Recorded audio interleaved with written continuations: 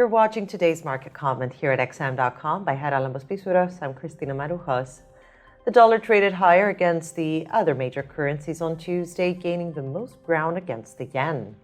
The Japanese currency came under massive selling interest after the Bank of Japan disappointed those expecting bold changes to its yield curve control framework, following a Nikkei report that said that officials were considering allowing long-dated yields to rise above 1%. However, although they signaled they will allow yields to rise above 1%, policymakers didn't ditch the cap, meaning that should they judge it necessary, they will jump into the bond market again.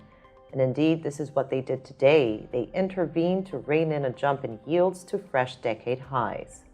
Although the Bank of Japan is phasing out its yield curve control policy, the process will be much slower than anticipated by the markets, and that's why the yen tumbled, allowing dollar-yen to nearly touch the peak of October 2022 at 150-185, the level hit just before Japanese authorities intervened into the FX market then.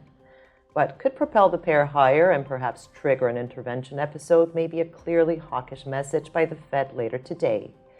Market participants are certain that there will be no rate increase today, while they assign only a 40% probability for one final 25 basis points hike by January. They are also penciling in around 75 basis points worth of rate reductions by the end of next year, but with the U.S. economy continuing to fire on all cylinders, the risks may be tilted to a hawkish outcome.